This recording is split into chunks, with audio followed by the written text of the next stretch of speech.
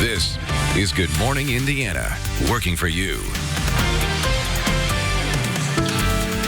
It's Thursday, June 11th, and right now on Good Morning Indiana. Small victory to a giant, but we still have more demands. After calls for transparency, IMPD has released the names of the officers involved in the John Reed case. We're learning more about the men involved in the deadly shooting. As protests continue across the country, several organizations are working to make a difference. How volunteers here in Indianapolis are helping people in need with bail money, food, and more. Indiana is reopening more businesses ahead of schedule. We'll break down the changes coming in Stage 4 starting tomorrow. And while some daycares stayed open during the pandemic, they're facing new expenses to meet new safety requirements. It's just not enough to soothe their minds when they hear, what's going on or may have even been affected by COVID-19. What the Lilly Endowment Fund is offering to help child care centers stay open and safe. 6 o'clock on your Thursday morning. Thanks for waking up with us. I'm Meredith Barrick. And I'm Lauren Casey. Todd Clausen is standing by from home right now with what we can expect in today's forecast. It's going to feel a lot different than yesterday, Todd. Without a doubt, and it's going to feel a lot different than much of this week has felt as well, as we've been dealing with the heat, the humidity, as that tropical system, Cristobal, brought all that moisture here into central Indiana. It was hit or miss with the tropical downpours. Either you got some rain or you got no rain. This morning, everybody's dry, everybody has clear skies, and everybody's off to a nice, comfortable start with temperatures that are sitting in the 50s and 60s across the area. We're right at 59 in Indy, 60 in Bloomington, as well as Bedford, 59 in Richmond. So not much of a temperature difference where you are across central Indiana this morning. That's because we're all in the same air mass here. There's a little bit of a breeze still, but that too is starting to calm after those very, very windy conditions yesterday when that cold front went through. Back off to our west, plenty of clear skies that are out there. We'll enjoy the sunshine as high pressure builds in throughout the entire day today. And take a look at this planner. I think it is one that you are really going to like here in the forecast for the day today. 75 very comfortable degrees by the time we get to the noon hour, with our high temperature this afternoon getting up to 80 degrees. So Lauren, should be a nice day here weather-wise. How are we looking on the road base? Things are looking pretty good, Todd. Let's take a look out there right now. This is our INDOT traffic camera at I-465 near the Sam Jones Expressway over here on the west side. You can see traffic is starting to pick up just a little bit, traveling both northbound and southbound. We'll keep you updated if there are any crashes or any major delays in your commute that you need to avoid this morning, but it's looking pretty good at this early hour. A 13th day of protests in Indianapolis ends with what protesters say was a small victory. IMPD's decision to reveal the names of the officers connected to the shooting of John Reed. Learning the officers' names has been a demand of protesters since the day after Reed was killed by IMPD. Our Kelsey Anderson joins us live this morning with everything we know right now. Kelsey. Hey, good morning, Meredith. So we have learned a lot of new information in this case in the last 24 hours. Yesterday, IMPD releasing the names of both the officer who shot John Reed and also the officer who made the closed casket comment, plus the special prosecutor also asking IMPD to take a step back during this investigation. IMPD says the officer who shot Reed has been identified as DeJour Mercer. He is a 4-year member of IMPD and was named Northwest District Officer of the Year on April 29th. Just 7 days before the deadly shooting. We're also told there had been no disciplinary actions against Mercer before that fatal shooting. We also learned more about the officer who made comments about Reed needing a closed casket after seeing his body on the ground. That officer has been identified as Officer Stephen Scott, a 15-year member of IMPD. He was disciplined for making those comments and reassigned. According to IMPD, Scott was suspended without pay for 5 days earlier this month. Personnel files also show in April 2015, he received a written reprimand related to off-duty employment. Both Mercer and Scott are African American, and protesters say getting IMPD to reveal more information is going to be a long battle, but they say this is progress. Small victory to a giant, but we still have more demands. They met 2 of our demands. We still need the officer to be held accountable for murder. We still need them fired. We still need them to tell the truth about what really happened. We're standing with the family out here. We're standing with the community, and we just need the IMPD to be honest. The special prosecutor out of Madison County, who will now take on any criminal charges against the officers involved, is asking IMPD to step back and turn this ongoing investigation over to the Indiana State Police. But Fatima Johnson, the attorney for the Reed family, says that is a step in the right direction, but it doesn't go far enough. She's calling for an independent federal investigation. Johnson also cites Officer Mercer's 4 years on the force as a lack of experience and a contributing factor to Reed's death. Now, protesters say they will continue to fight for justice for Reed and his family. Again, they still want to know exactly what happened the day that Reed was shot and killed. They want to see that Officer Mercer is fired, and they want to see him charged with murder. They will be out here again today at the Circle protesting. We'll have that for you later this afternoon. Reporting live, Kelsey Anderson, RTV6. Kelsey, thank you. It is 6:06. Protests in Indianapolis have drawn out several organizations looking to make a difference in the community during this time. And so our Alyssa Donovan spoke with one group you may have seen out there helping people when they're released from police custody. This tent has been out here since protests started in Indianapolis. It's manned by volunteers 24/7. The goal is to help bring awareness to a program that's helping pay bail for those in need. Since arriving in Indianapolis, the Bail Project has provided support for more than 500 people. The group helps with bail funds for those who qualify, even text notifications about court dates.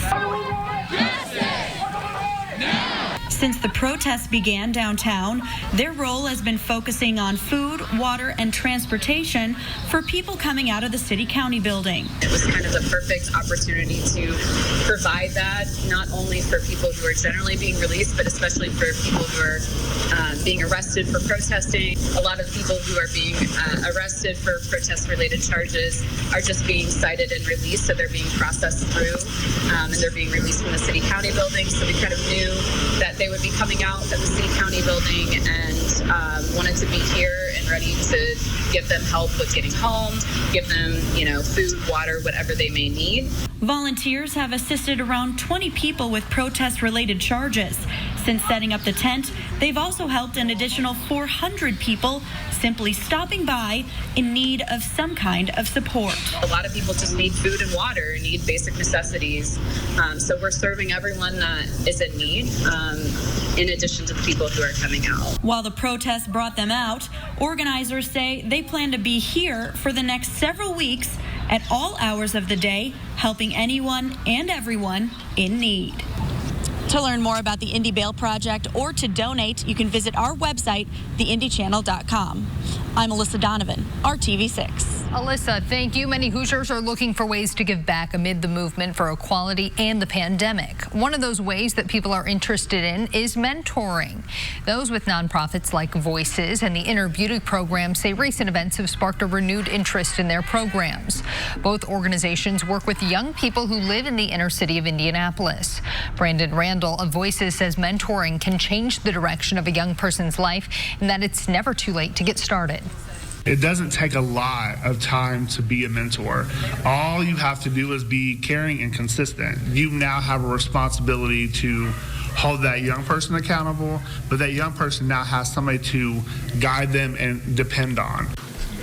During the pandemic, Randall says most of the mentors have been connecting through Zoom calls. For more information on how you can volunteer with these programs, head to our website, theindychannel.com. At 6:09, we do want to change gears now to the latest on the coronavirus outbreak. The Indiana State Department of Health reporting a drop in the number of new COVID-19 cases and deaths. 339 new cases were confirmed in the latest report, which is nearly 100 fewer cases than reported in Tuesday's numbers. They also reported 15 new deaths. That number dropped by 8. More than 38,000 total cases of the virus have been reported since the pandemic began. 320,000 Hoosiers have been tested so far, and 12% of those tests have come back positive. Now, thanks to positive signs in that COVID-19 data, Governor Holcomb is moving the state onto stage 4 of the reopening tomorrow, and Meredith, that's 2 days earlier than expected. Lauren, here's a look at what that all means. Office buildings and retail stores can open at full capacity. Restaurants can increase increase capacity to 75%. Playgrounds can reopen and recreational leagues can resume. Museums, zoos, water parks, and movie theaters can also open at 50%. How this applies to Marion County, however, remains to be seen, as Mayor Joe Hogsett has not opened the city as quickly as the rest of the state. He plans to give an update on restrictions this afternoon. And Mayor Hogsett is making sure Indianapolis residents who are in need of a mask can get one for free. Adults who are unable to purchase a mask can get one like this by signing up at indy.gov/masks. So far, more than 18,000 people have requested one. They're going to start arriving at homes next week. This afternoon, the state's 24th Safe Haven Baby Box will be unveiled in Kokomo. It will be located at the fire station on Superior Street. The boxes help a person surrender a healthy newborn baby without fear of prosecution under Indiana's Safe Haven law. In the last month, 2 infants have been safely surrendered using baby boxes in Allen and Kosciuszko counties. Another box is planned to be installed in Batesville later this week. Daycares in Indiana have stayed open, but it can be expensive for them to follow safety measures. So coming up, how a local fund is helping those in need keep those doors open. And with the warm weather, wearing a mask can get hot and sweaty. Still had some tips from doctors to keep cool and safe this summer. And Todd, this morning's weather will help us stay cool. Yeah, I hope you turned off the air conditioner and opened the windows throughout the overnight hours. Let that nice fresh air in. And the new air mask is in place, and it's a nice, comfortable one. Grab the sunglasses here as you walk out the door this morning. You'll need them both this morning and this afternoon, and also beyond all the way into the weekend. We really have a nice forecast shaping up for you here in the middle of June. We'll talk all about it coming up when Good Morning Indiana continues right here on RTV6. Our competitors forced your home. That's who. Welcome back. It is 6:14. Getting back to work in this post-COVID era is presenting many new challenges for several different industries. For the child care industry, keeping kids and staff safe is a top priority. RTV6's Stephanie Wade shares what help is available for providers as they have new expenses to meet health and safety requirements. The past few months have been difficult for many industries, childcare being one of them. Across the state, about a third of providers closed temporarily. The other 2/3 stayed open, but serving far fewer children in most cases. Despite constant disinfecting and cleaning, parents have been apprehensive to send their children to daycare. So places like Little Duckling Daycare on the east side had to close for 5 weeks. It's just not enough to soothe their minds when they hear, what's going on, or may have even been affected by COVID-19. But thanks to the Early Learning Indiana Come Back Stronger Fund with support from the Lilly Endowment, they're helping childcare providers do just that, offering grants from $3,000 to $40,000 to help facilities make the necessary health and safety changes post-COVID. Childcare providers operate on really razor-thin margins. It's hard business to be in the very best of times, and we know that these past few months have been anything but the best of times. The children, they love being with their friends. They were away from them for 5 weeks, so they're trying to play with each other's toys, and so I want to be able to get enough materials so that every child can have their own. Little Duckling Daycare was one of the lucky recipients. The director tells me the funds will go toward additional equipment to safely prepare meals and more furniture to socially distance students. If they did not have that opportunity, we wouldn't be able to afford the equipment, the supplies. And so I'm so appreciative. We know that it's an essential part of the economic engine of the state. And so we want to help providers make sure that they can do the things that they need to do to make families confident in returning their children to care. Stephanie Wade, RTV6. Early Learning Indiana is evaluating applications on a rolling basis. They have a total of $15 million to give to eligible providers statewide. They allocate funds once a week and say they want to get the money into the hands of providers as fast as they can. To apply, we have a link on our website right now at theindychannel.com. Todd Clausen standing by with a check at our Thursday forecast. We had some wild weather the past few days, Todd, but things are looking really, really good right now. Yeah, not only right now, Meredith, this is really a nice forecast going forward in the middle of June. We're talking about low humidity, temperatures that are going to be running for the most part pretty seasonable and lots of sunshine. Speaking of temperatures, if you haven't been outside yet this morning, you're in for a nice welcome change. Temperatures are running nearly 20 degrees cooler than they were 24 hours ago when we were right around 80 degrees. So that's putting temperatures right now in the 50s and 60s across the area. 59 at the airport in Indianapolis, Bloomington at 60 degrees, 58 in Peru, in and around the metro area, 59 degrees in Castleton, as well as New Pal and Edinburgh. Fishers, you're at 58. The humidity, that is long gone as well. So get out there and enjoy a beautiful day for us. Here's a live look from downtown, and it looks like we are looking off towards the southeast, down towards the Fountain Square neighborhood as the sun continues to rise. Official sunrise just happened at 6:17, and we will have mostly sunny skies now from start to finish throughout the day today as the clouds have moved out. And as we expand our satellite radar picture, the rain and the storms from yesterday are well off to our east, and to our west you notice clear skies all the way back into the Dakotas. So it is going to be a nice sunny day with high pressure in control for us from start to finish. So here's how your day breaks down. There's a little bit of a breeze this morning. That breeze will subside as the day goes on. 74 degrees by the time we get to the noon hour. And then our high temperature today is right around 80 degrees. Sunset this evening as our days continue to get a little bit longer here. We're just over a week away from the summer solstice. 9:13 is sunset, 75 degrees at 9 p.m. And then as we work our way into tomorrow morning, very similar to today. So tomorrow, or tonight rather, is another day as we go into tomorrow that you can open the windows in the house, let the cooler, less humid air in instead of running that air conditioner all the time. And as we look ahead in this forecast to Friday, Saturday, and Sunday, tomorrow's a little bit warmer. We sneak the temperature back above normal to 84 degrees with mostly sunny skies. A little more in the way of cloud cover on Saturday, so it's partly cloudy, but still a very, very nice day. 74 degrees on Saturday, 76 degrees on Sunday. So maybe you have plans this weekend. If you're camping or doing anything outdoors, you are going to be in a great shape.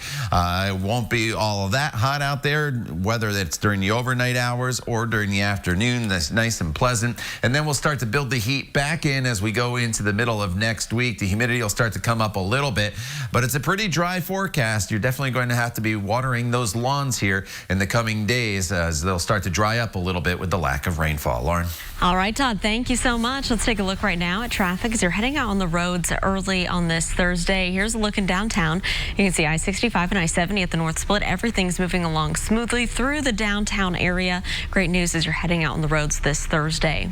The time right now is 6:20. United Airlines wants to make sure that you don't have the coronavirus before you board one of its flights, and so it's adding this health questionnaire when you check in. The survey asks passengers to certify they have not experienced COVID-19 symptoms in the last 14 days or tested positive in the last 21 days. United is the first airline to require a questionnaire. They, along with other airlines, are requiring all passengers to wear face masks during the flight. Now to what the weather, now that the weather is warmer, tongue twister, wearing a mask can get a bit hot and sweaty. So doctors are offering some advice to help you keep cool and safe. First, consider the material of your mask. Doctors say cotton is the most breathable and can be easily washed after you wear it. But if it's just too sweaty, consider carrying around an extra mask with you in a sandwich bag. If you're struggling to breathe, doctors say take your mask off. Just be sure to keep your distance. Contact tracing is being used across the country to help identify those who may be exposed to COVID-19. Coming up, what you need to know about new email and text scams claiming to be a part of it so you don't waste your money. And the wait is over. The summer movie season is officially kicking off tomorrow as Artemis Fowl drops on Disney+. And coming up on GMA, one of the movie's stars, Josh Gad, will be live to talk all about the new film and what it was like to go from working with Elsa to working with Judi Dench. We'll have more on that story coming up after the break.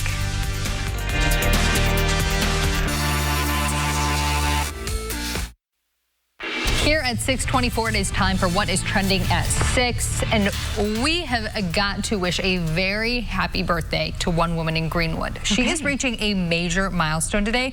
Wilma Foster here celebrating 101 years young. And this year she says she has one wish, just one wish, not 101 wishes. She wants 101 birthday cards. According to her assisted living facility, she has a great sense of humor and loves gooseberry pie. So if you would like to send Wilma a birthday card, we've got the information you need on our website, theindychannel.com. Happy birthday. Pretty incredible milestone. Yeah, happy birthday. She looks great for 101. Very exciting. So, Meredith, imagine going through all 13 years of school and not missing one single day. Well, that's an accomplishment. Cary, North Carolina high school senior Ebony Hayes has just achieved. Hayes, who is perfect attendance since kindergarten, says she liked going to school every day. So cute. Yeah, the COVID-19 pandemic forced her to finish her senior year from home, though. With her sights set on Winston-Salem State University, Hayes hopes to never miss a day of college either. There was a girl in my high school who got perfect attendance all 13 days. I thought it was crazy. I always got sick at some point during the year. So impressed. You'd think you'd take just one day just so to see what it's like to miss a day of school. Yeah, but when you're going strong like that, you can't mess it up. You can't mess it up. All right, we have a shout out on this Thursday morning to Tina Malone Richardson. She is our hometown hero for today. She works with people who need kidney care every single day. We want to thank her and all those who give their best on a daily basis. And that includes our meteorologist, Todd Clausen, bringing us a fantastic forecast. It really doesn't get much better than what you've got here for us, Todd. Yeah, you know, you're exactly right, Meredith. I didn't bring the best news the past 2 days, so I'm going to make up for it here today and in the coming days as we're entering a completely new stretch of weather, one that I think you're really going to enjoy. And I'll show you your 7-day planning forecast coming up in the next half hour. Let's get you out the door, though, on this Thursday morning. And I just went outside, and it is super comfortable. 60 degrees, your 8 a.m. temperature, up to about 73 to 75 degrees for your noon hour. And then by the time we get to this afternoon, we're looking at high that'll be hovering generally right around 80 degrees. The humidity remains low throughout the day. Today, there's a little bit of a breeze that'll kick up throughout the day, but nothing like we saw yesterday. So overall, it's a really, really nice Thursday. Your Friday's probably even a little bit better. We'll talk about that and the weekend for you coming up in just a little bit. All right, Todd, thank you. Well, contact tracing is one of the ways the government is trying to stop the spread of COVID-19. But now the FTC is warning that scammers, well, they're pretending to use that system as well. Our consumer reporter, John Matarese, explains what you should look for so you don't waste your money. Contact tracing is one of the best ways to prevent COVID-19 from spreading. Unfortunately, scam artists are now jumping on the tracing bandwagon and are targeting people with email and text scams. Contact tracing is a way to get in touch with everyone who had recently interacted with a coronavirus patient. Local health departments reach out to family, friends, and coworkers of that infected person. They then suggest you self-quarantine for 14 days. But the Federal Trade Commission is warning everyone to be suspicious of texts or emails claiming to be from the CDC because not all of them are real. These fake contact tracers will ask you for money or for information like your social security number, your bank account, or credit card number. The FTC says anyone who does is a scammer. Contact tracing is a free service. You will not have to give any personal information other than confirming your name and cell phone number, so don't waste your money. I'm John Matarese. Good morning, Indiana. This is Good Morning Indiana, working for you. Here's a look at your 6:30 news feed for this Thursday morning. Metro Police have identified 2 officers involved in Drejon Reed's death. We have learned the officer who fired his weapon, killing Drejon Reed, has been identified as DeJour Mercer. Our Kelsey Anderson will have more on the latest developments in this case coming up after your Storm Team 6 forecast. 2 young men are under arrest here in Indianapolis in connection with a January murder. 19-year-old Jacob Wells and 17-year-old Trayshawn Davidson face charges in the death of a 15-year-old on the east side. They're accused in the murder of 15-year-old Peter Lambermont. He was found dead from multiple gunshot wounds on Priscilla Avenue on January 4th. Indiana is moving forward in the governor's plan to reopen sooner than expected. On Wednesday, Governor Eric Holcomb announced plans to advance the Hoosier State into Stage 4 on Friday. That's 2 days earlier than previously thought. We'll have more on the plan coming up in about 5 minutes. This afternoon, the state's 24th Safe Haven Baby Box will be unveiled in Kokomo. It will be located at the fire station on Superior Street. The boxes help a person to surrender a healthy newborn without the fear of prosecution under Indiana's Safe Haven law. In the last month, 2 infants have been safely surrendered using baby boxes in Allen and Kosciuszko counties. But first here, we want to welcome you to Good Morning Indiana. It is Thursday, and Meredith, we've been talking about the great weather we're expecting today. Yeah, it is about 20 degrees cooler currently than it was this time yesterday morning, Todd. So what does this mean for the rest of our day? You know, it's going to be a great day for us from start to finish. It's nice and comfortable here this morning, whether you are just waking up and you had the windows open and giving the air conditioners a break, or if you want to get out and about throughout the afternoon hours. Temperatures are going to level off right around 80 degrees. So let's get you out the door here this morning. And temperatures are hovering, as I mentioned, right around 60 degrees, and they'll stay here for the next couple hours as the sun starts to get higher above the horizon. But by midday, we should be into the mid-70s already, and that's because we'll have plenty of sunshine in the forecast. The rain from yesterday is off towards the east. The wind has really subsided from where it was yesterday, and with all those clear skies to our west, you'll enjoy temperatures today topping off in the 80s across the area with low humidity.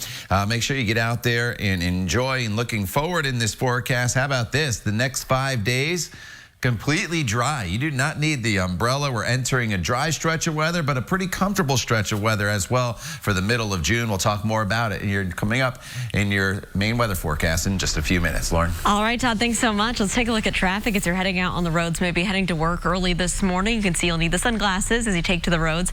This is I-465 near Kentucky Avenue on the southwest side of town, where traffic is moving along just fine this morning.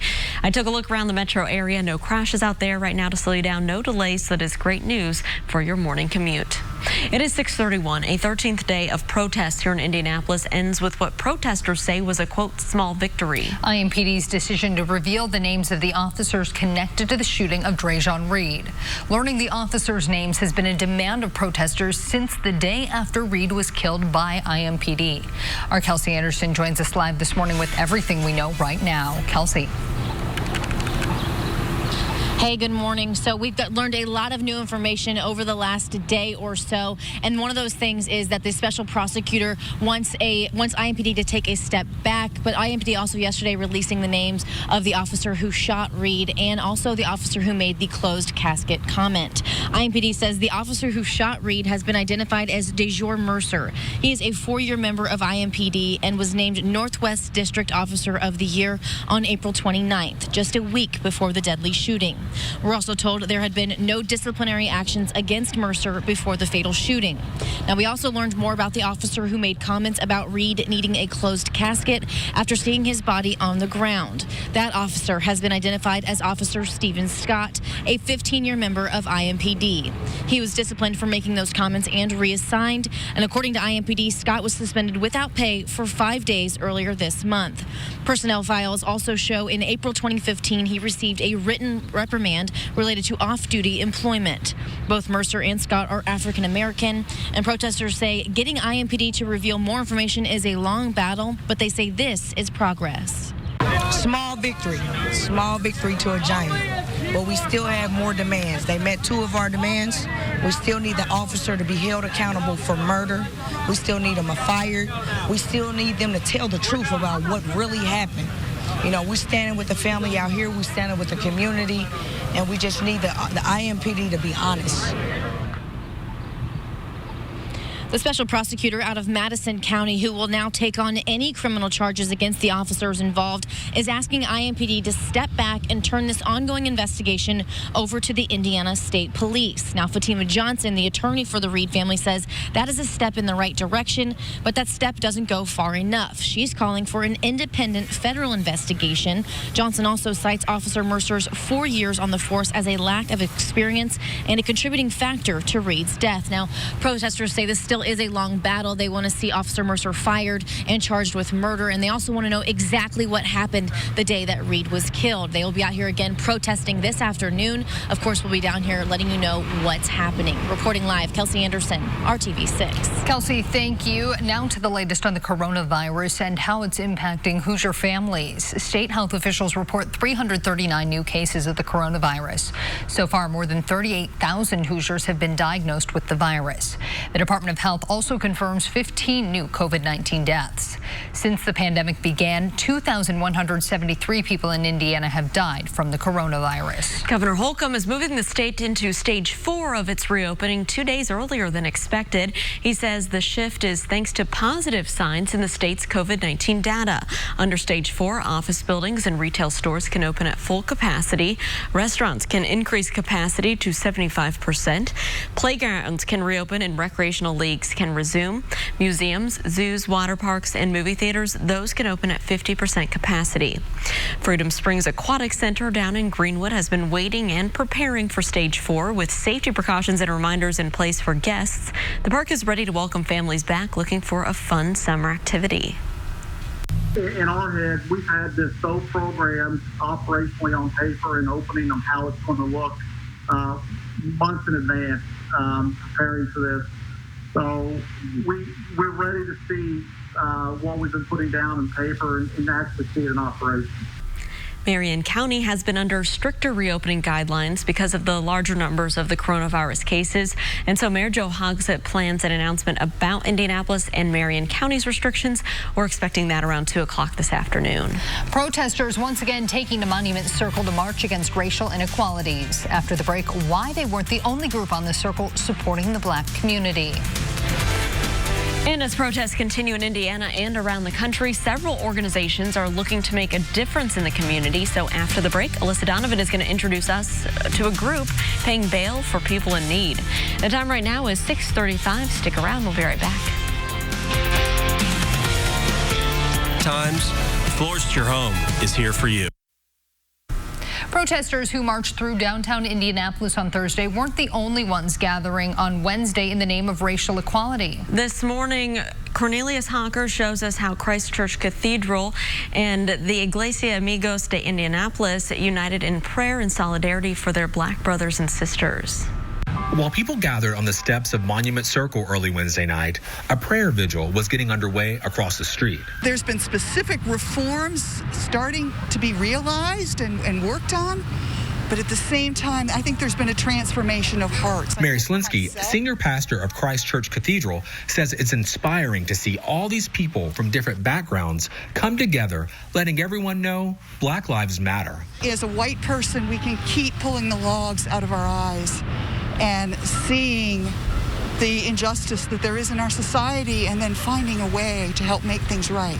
We need a space to be able to say as the church that we are with people in need, that we hear their cries, that we hear their pain. Carla Moran J., a faith leader at Iglesia Amigos de Indianapolis, says supporting the black community is the right thing to do.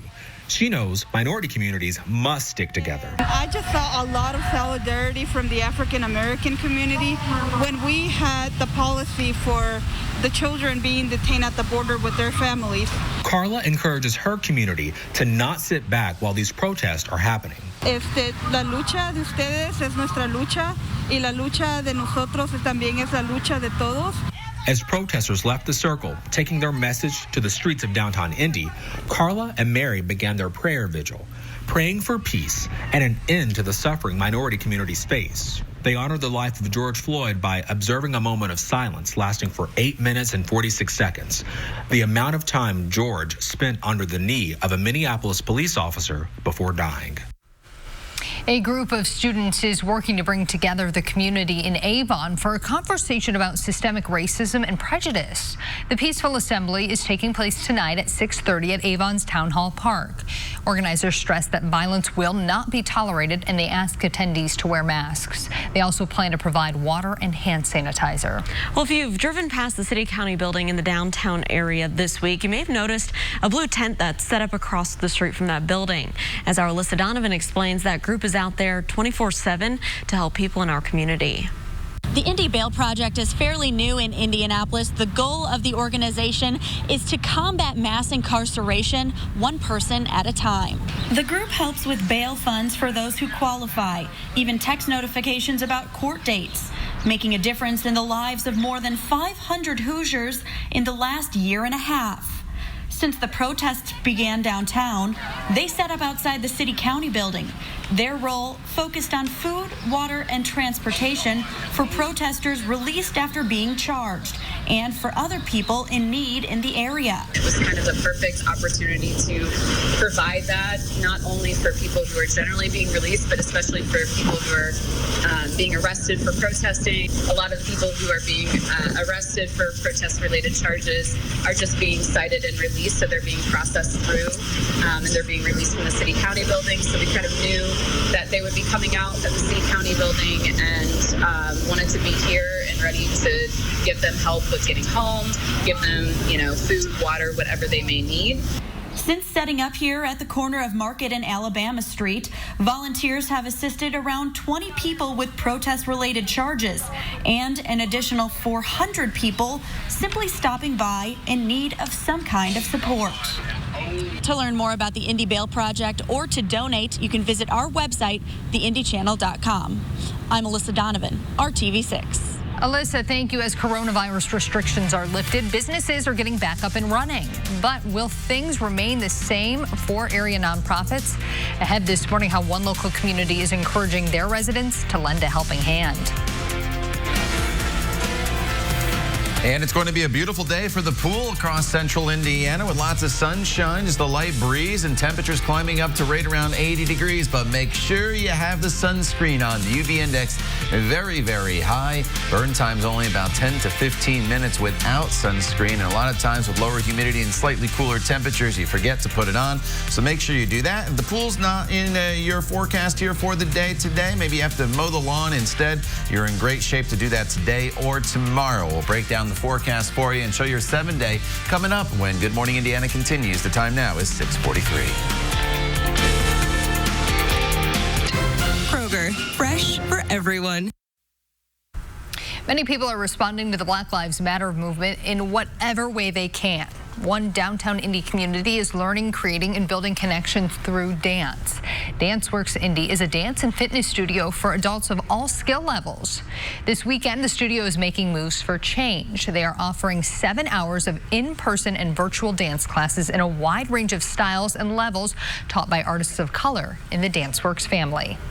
Dance is a way to communicate without words. Sometimes moving is the best way to express what we're feeling and the best way to process what we're feeling. So we feel this is the best time to be finding new ways to express and process. And I think this kind of gives us a really nice platform to really give a story that each of us have kind of been, not even if we're not, haven't held back the story, have been just kind of wanting to tell, at least for me.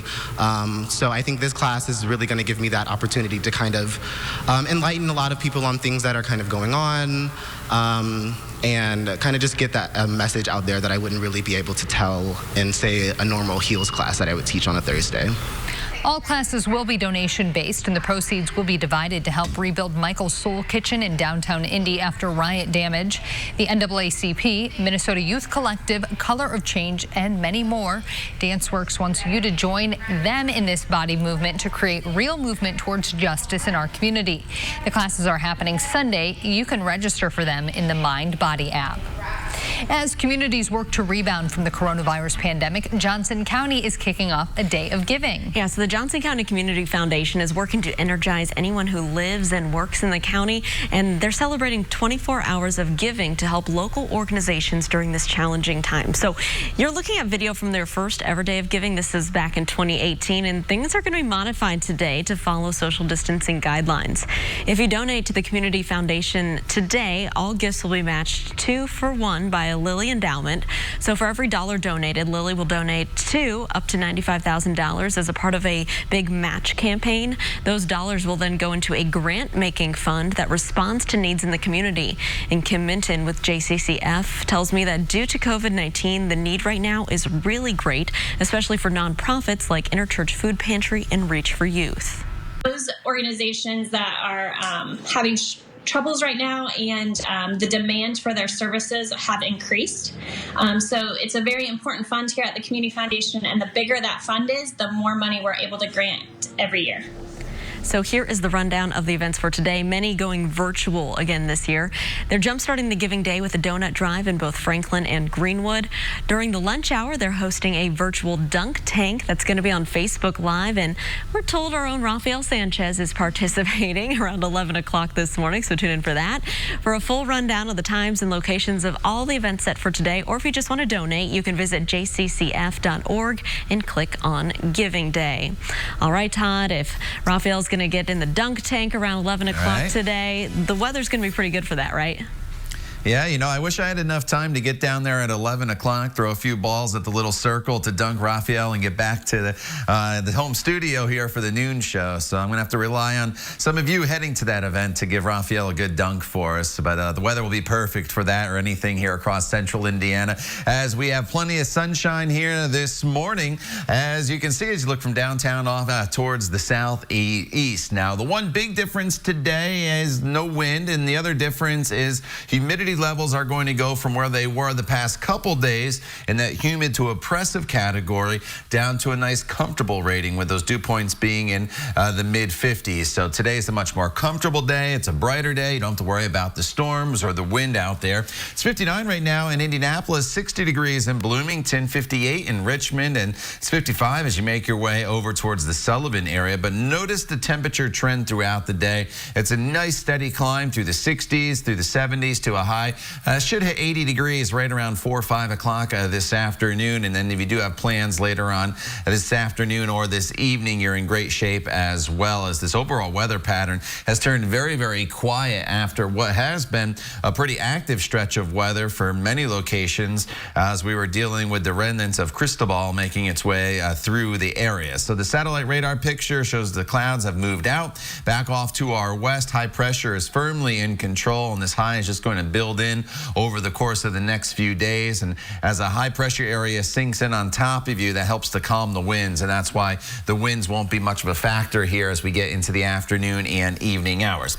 Overnight tonight, very similar temperature wise, so open up those windows, give the air conditioners a break, and sleep with the cool, refreshing air coming in. 59 in Lafayette, down to 60 in Indianapolis, as well as Columbus. Tomorrow we'll warm it up a little bit more. We get up to the low to mid 80s for your high temperature. That puts us back above normal, but the humidity is still in check throughout the day tomorrow. And then a weak little cold front comes through on Saturday morning, and it could bring a little bit of cloud cover in here to start the day on Saturday, but then we clear that out, and with the lower humidity still and temperatures that will be in the 70s, it's going to be a terrific weekend. I know a lot of people are camping these days, staying closer to home, but still getting out and about. If that's in the plans for this weekend, or maybe heading to a lake, you're in great shape for that. Just have the jackets handy for the overnight hours. Mid 50s Saturday and Sunday morning. And then next week, temperatures do start to moderate back above normal as the humidity comes up a bit as well. As we get into the mid 80s, the thing you do not see here in our 7-day planning forecast is any rain chances going forward. Lauren. All right, that looks pretty good, Todd. Thank you so much. Let's take a look at your commute this morning. You can see it's a beautiful day out there. The sun up over the Circle City. And here's a look south of downtown, I-65 and Keystone Avenue. This is a long-term construction project on the bridge over Keystone Avenue. Northbound traffic there on the right side of your screen has two big curves as you make a traffic shift to the southbound side to avoid the area where they're working. Southbound side is reduced down to those 2 lanes. The exit and entrance ramps remain open here. Just use caution as you're merging. And again, take it slow. Anytime you see construction areas around our area, they are active. Crews are still out there working, so use caution. It's the circle that gives Indy the nickname the Circle City. After the break, we're headed into the RTV6 archives to look at the circle's beginnings. We'll be right back. RTV6 app on your phone or streaming device.